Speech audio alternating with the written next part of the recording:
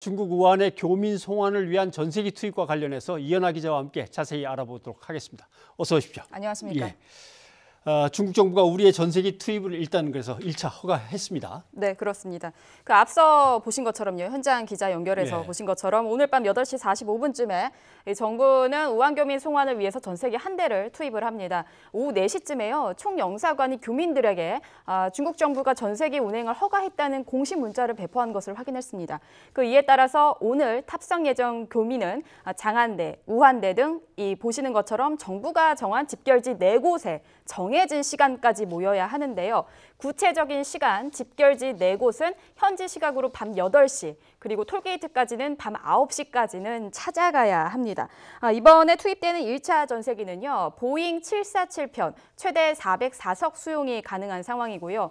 정부는 1차 전세기 탑승자 규모를 한 350에서 최대 360명 정도로 계획하고 있다라고 밝혔는데요. 사실 이 부분 오늘 오전까지만 해도요. 정부는 전세기 투입에 대해서 중국 측이 우선 한 대만 운영을 승인하겠다고 통보했고 관련해서 협의 중이다라고 밝힌 바 있습니다.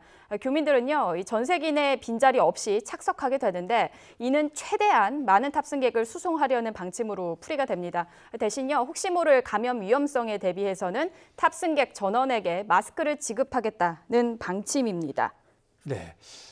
우리 측의 전세기가 자유롭게 중국을 갖다 오갈 수 있도록 한다면 나름대로 한꺼번에 가서 다 싣고 오면 한 번에 끝날 수도 있겠지만 일단 1차로 한 대만 이렇게 얘기하니까 거기에 이제 가능한 한 무증상자로 생각되는 한 350, 60명을 한꺼번에 태우고 오려고 했던 모양인데 그게 또 뜻대로 잘 될지는 모르겠습니다만 근데 생각보다 탑승자가 줄어들 수도 있다는 예상이 나옵니다. 그렇습니다. 일각에서요, 조심스럽게 실제 탑승 규모가 줄어들 수 있다라는 의견이 나오고 있는 건데요. 정부도 오늘 브리핑에서 예상 탑승자와 그리고 실제 탑승자 사이 차이가 있을 가능성을 직접 언급하기도 했습니다. 1차 전세기 탑승자 명단에 들어가 있다고 하더라도요. 공항까지 이동이 어려워서 탑승을 포기하거나 아니면 중국 측의 유증상자로 분류될 경우 등의 가능성 때문입니다. 현재까지 정부는 이 교민 중에서 확진자는 없고 또 탑승자 명단 중에서도 확진자나 유증상자는 없는 것으로 파악하고 있다라고 밝힌 상황입니다. 관련해서요. 직접 들어보시겠습니다. 그리고 이제 후베이성 한인회 쪽을 좀 취재를 했는데요.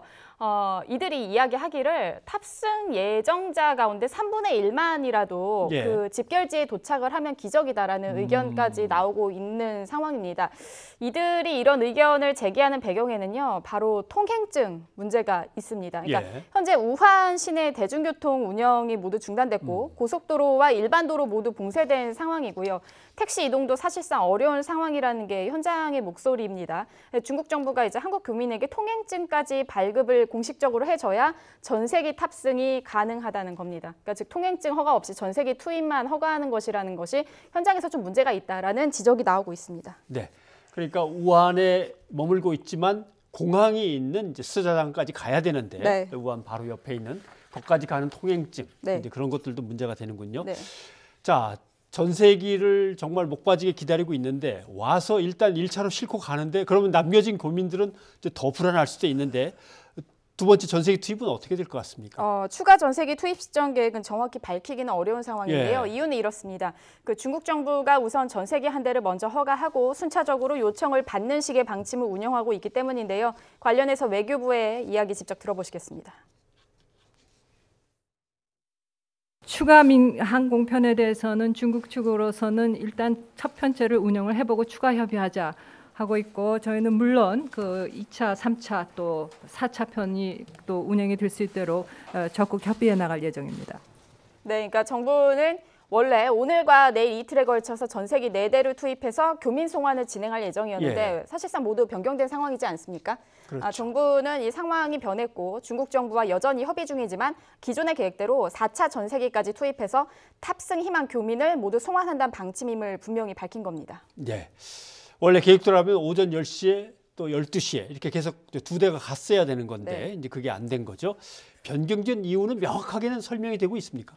일단 뭐 오전 전세기 2대 투입 계획은 중국 정부 허가가 지연이 되면서 우한으로 출발하지 못한 건데요. 이와 관련해서 강경화 외교부 장관은 중국 측은 미국, 뭐 또 일본의 다수 임시 공항편 요청이 있기 때문에 우선은 한 대 허가를 내주고 순차적으로 요청을 받는 식의 방침 운영을 하는 것 같다 이렇게 설명을 했습니다.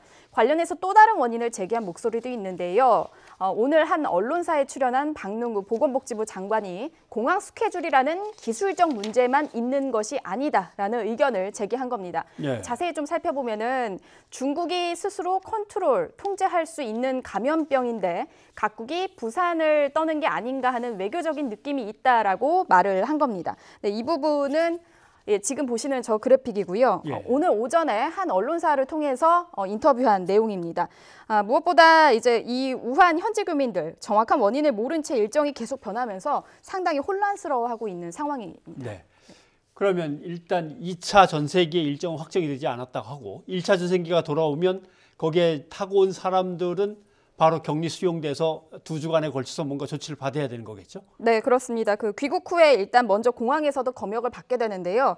37.5도 이상 발열 등 의심 증상이 나타나면 공항 내 격리시설에 머물며 검사를 받게 됩니다. 검사 결과 음성이 나와도 정해진 국가 지정 격리시설로 이동하게 되고요. 의심 증상이 없는 교민은 즉시 임시생활시설로 격리가 됩니다. 어제 정부가 발표했었죠. 충남 아산 경찰 인재개발원과 그리고 충북 진천 국가공무원 인재개발원인데요. 이들은 이제 신종 코로나 바이러스 잠복기를 고려해 최소 2주간 격리가 됩니다. 방역 원칙에 따라서 1인 1실을 사용하고요. 외부 출입 면회 모두 금지됩니다. 네. 네. 알겠습니다. 세면도구, 침구류 등을 개인별로 제공하는 등 위생 관리를 철저히 하는 한편 폐기물도 안전하게 처리하도록 하겠습니다. 네, 그리고 이들에게는요, 국립의료원 소속 의료진과 국방부 군의관 등 전문 인력이 배치가 돼서 교민들의 발열 검사 등을 진행하게 됩니다. 격리 기간 14일 중 의심 증상이 나타나면 바로 격리 의료기관으로 이송이 되고요. 이상 증상 없을 경우는 보건교육 후에 귀가를 하게 됩니다. 네. 그런데 격리 시설이 있는 지역은 정부 결정에 여전히 강하게 반발하고 있습니다. 네, 그렇습니다. 아산과 진천 쪽 여전히 예. 반발하고 있는데요.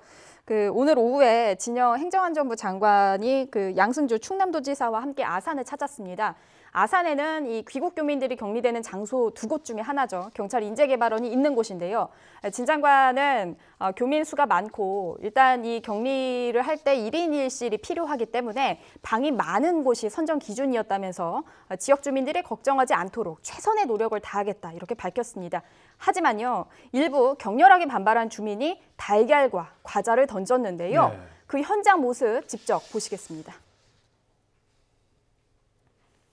이제 우리가 폭력시위를 할 거라고 예상을 했습니까? 안 했습니까?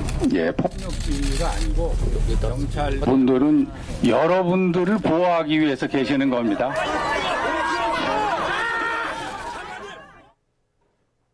네, 저렇게 하다가 이후에 이제 갑자기 제가 말씀드린 그 예. 달걀과 과자가 날아오고요. 그리고 이제 옆에 계신 분들이 급하게 검은 우산으로 네. 이제 진영 장관이 막는 보호하는 것을 이제 볼 수가 있었는데요. 급하게 우산으로 막긴 했지만 이제 저 영상에서 보신 것처럼 현장에서 반발이 얼마나 심했는지를 알 수 있는 대목입니다. 또 현장에서는 수용결정 결사반대 등 팻말을 들고 진 장관을 향해서 욕설을 쏟아내는 주민들도 있었는데요. 다행히 이 과정에서 부상자는 발생하진 않았습니다. 네. 네.